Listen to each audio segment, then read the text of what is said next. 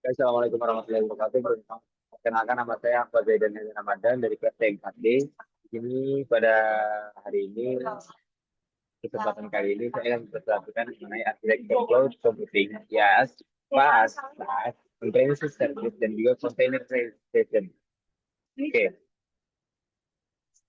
pendahulu yang dimana cloud computing atau komputasi awal teknologi yang memungkinkan akses dan pengelolaan data. Jadi, teknologi computing ini dari teknologi ini telah merevolusi cara kerja berbagai sektor mulai dari perusahaan besar hingga individu dalam mengolah infrastruktur teknologi informasi. Cloud computing menawarkan fleksibilitas, efisiensi biaya, skalabilitas, serta kemudahan akses dari mana saja dan kapan saja. Oke, arsitektur cloud computing yang pertama ada front end dan juga back end, yang dimana arsitektur cloud terdiri dari dua komponen utama yaitu front end dan juga back end. Back end, front end adalah bagian yang berinteraksi langsung dengan pengguna, biasanya berupa antaranya web atau aplikasi, sedangkan back end adalah sistem dibalik atau sistem dibalik layar yang mencakup server database dan komponen infrastruktur lainnya yang mendukung operasi cloud. Lalu ada juga deployment model sehingga yang pertama ada private cloud, cloud yang digunakan khusus oleh satu organisasi dengan kontrol penuh dan tingkat keamanan yang tinggi. Lalu yang kedua ada public cloud, yang dimana cloud disediakan oleh pihak ketiga dan dapat digunakan secara publik seperti Google Cloud, AWS. Yang ketiga ada hybrid cloud, yang dimana gabungan dari private dan juga public cloud untuk mengelola tujuan kerja yang berbeda. Yang terakhir ada community cloud, yang dimana digunakan oleh sekelompok organisasi dengan tujuan dan atau kebutuhan yang sama. Lalu juga ada service model di mana ada infrastruktur as a service atau bisa bilang IaaS yang bisa menyediakan infrastruktur virtual, server, jaringan, dan storage. Yang kedua ada platform service yang dimana menyediakan platform bagi developer untuk membangun dan menjalankan aplikasi. Yang ketiga ada software as a service yang dimana menyediakan aplikasi siap pakai yang dapat diakses melalui internet. Oke, selanjutnya on-premises server, yang dimana on-premises server adalah infrastruktur server statis yang ditempatkan dan dikelola secara langsung di dalam lokasi yang berbeda. Ya, seluruh sistem IT seperti server, penyimpanan data, dan perangkat jaringan berada di bawah kepemilikan dan pengawasan penuh perusahaan tersebut. Lalu karakteristik dari on-premises server yaitu yang pertama dari kepemilikan penuh. Semua perangkat keras dan perangkat lunak dimiliki dan dibeli oleh perusahaan itu sendiri. Yang kedua, dikelola internal, pemeliharaan, pembaruan, keamanan, dan pengaturan sistem dilakukan oleh tim IT internal perusahaan. Tiga, beroperasi secara lokal.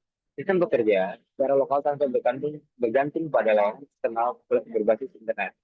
Keunggulan dari on-premise server adalah kontrol penuh terhadap data dan sistem. Perusahaan memiliki kendali mutlak atas perangkat keras, sistem operasi, dan data. Yang kedua, ada keamanan dan privasi lebih tinggi karena data tidak keluar dari ruang kenal. Risiko kebocoran dari pihak ketiga bisa ditekan. Keamanan fisik dan logis dapat disesuaikan sebenarnya dengan kebutuhan organisasi.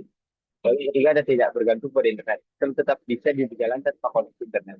Sehingga cocok untuk organisasi dengan akses internet terbatas dengan kebutuhan sistem offline. Kelemahannya, biaya awal yang sangat tinggi, terus skalabilitas terbatas, tanggung jawab pemeliharaan penuh, resiko kehilangan data saat bencana. Nah, studi kasus pada on-premises service yaitu perusahaan keuangan dan service yang dimana sebuah perusahaan perbankan nasional memilih menggunakan on-premises service server karena menurut mereka memiliki kebijakan internal dan regulasi pemerintah terkait kerahasiaan data. Mereka menyiapkan ruang server khusus dengan sistem keamanan tinggi, kamera pengawas, akses terbatas, dan sistem backup internal. Meskipun biaya awal tinggi, mereka merasa lebih aman karena semua data pelanggan disimpan dan dikendalikan secara apa sebaiknya menggunakan on-premises, yaitu pertama perusahaan bisa memakai tim IT yang terkuat, lalu organisasi dengan data yang sensitif, sensitif atau bersifat rahasia. Institusi yang berada di wilayah dengan akses internet terbatas, akses tidak stabil, dan juga kebutuhan stabilisasi sistem yang tinggi dan tidak bisa dipenuhi oleh layanan cloud publik. Yang kedua ada containerization, adalah teknologi modern yang memungkinkan aplikasi beserta seluruh dependensinya seperti library, konfigurasi, dan file system dikemas dalam satu unit yang disebut container. Komponen teknologi yang pertama Docker, yang dimana Docker adalah platform open source paling populer untuk membuat dan menjalankan kontainer. Yang kedua ada Kubernetes, yang dimana Kubernetes ini adalah sistem orkestrasi kontainer berskala besar yang digunakan untuk mengatur, menjalankan, dan mengembangkan beban kerja dari banyak kontainer secara otomatis.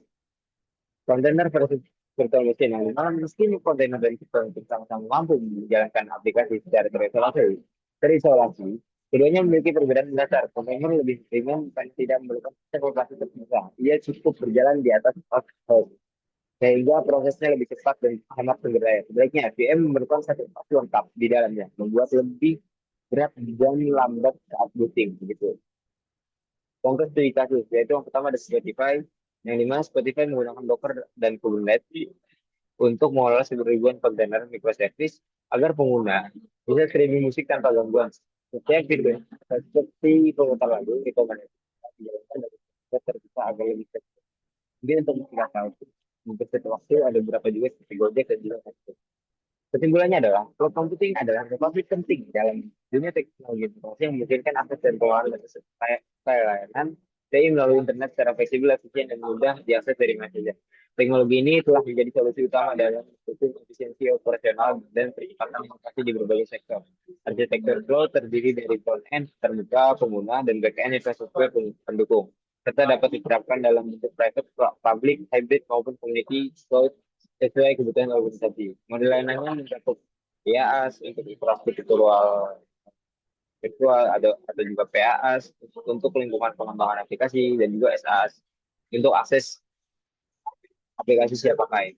Selain cloud, beberapa organisasi masih menggunakan on-premise server untuk kontrol dan keamanan penuh, meski membutuhkan biaya dan pembayaran lebih besar. Sementara itu, containerization seperti Docker dan juga Kubernetes menawarkan cara modern menjalankan aplikasi secara ringan, portable, dan efisien. Sangat cocok untuk sistem berbasis microservice. Dengan memahami seluruh model dan teknologi ini, organisasi dapat memilih strategi terbaik sesuai kebutuhan dan tantangan di era digital.